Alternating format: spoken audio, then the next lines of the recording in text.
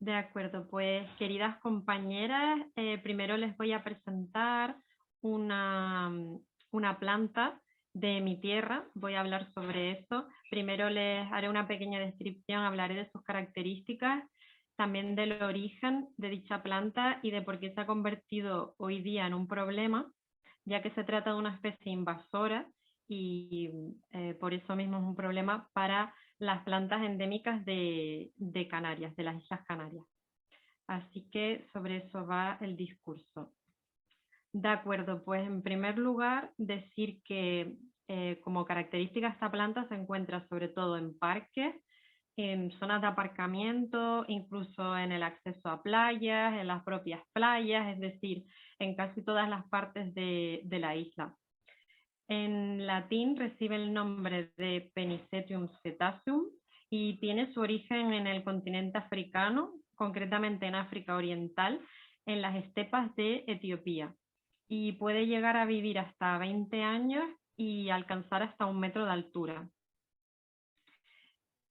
En las fotos, en las imágenes, si buscan fotos de la propia planta, pueden ver sus principales características, que son unas espigas blancas que acaban en una punta y le dan a esa planta esa curvatura característica que tiene y que hace que se doble bajo el peso de estas espigas.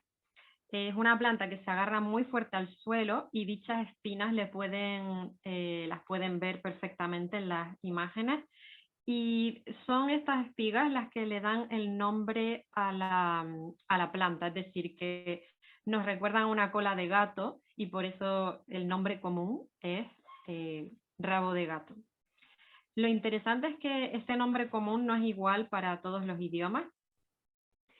¿Y qué más contarles? Bueno, la planta puede llegar a producir hasta 10.000 semillas y pueden quedarse en coches, en máquinas, en animales o en el agua y después la planta seguir reproduciéndose.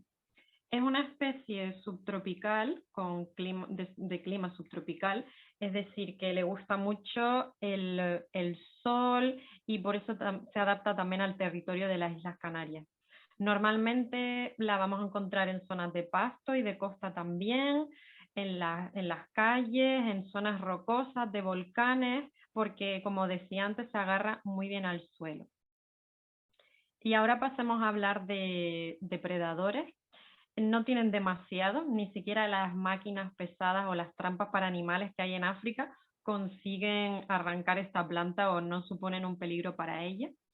Y todo esto ha ayudado a que se haya vuelto invasiva y esté tan extendida por todo el territorio.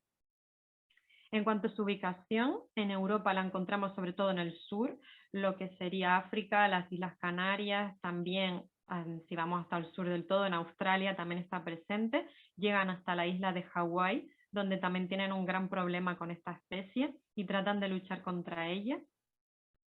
Y luego concretamente en España se encuentra en Andalucía, en zonas de costa como Murcia o Alicante. También hay cierta presencia de rabo de gato en las Islas Baleares y por supuesto en las Islas Canarias.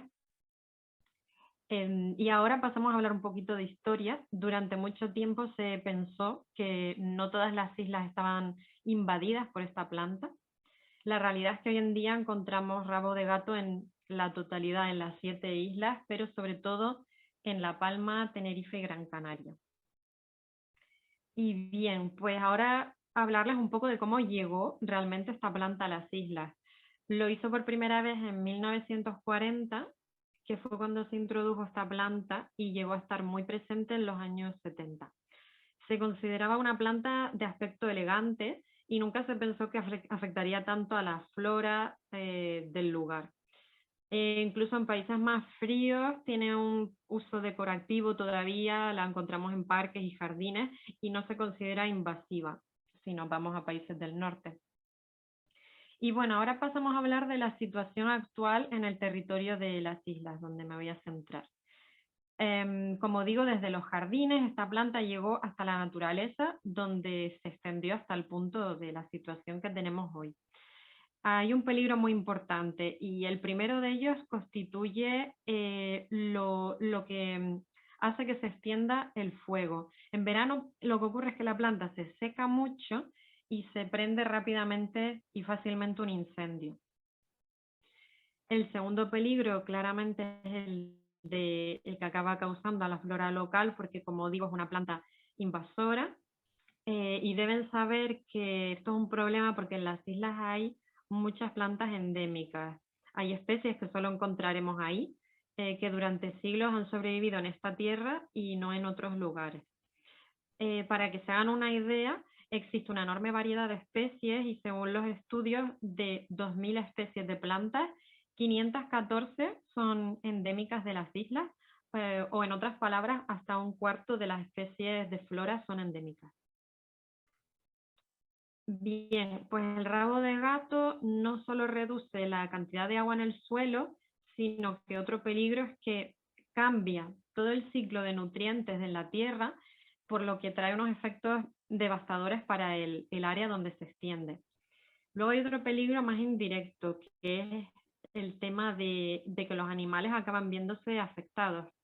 Solían alimentarse de especies locales de plantas o utilizaban otras plantas para hacer sus nidos, como las aves, pero desde que desaparecen estas plantas se crea un problema entre esta simbiosis entre plantas y animales.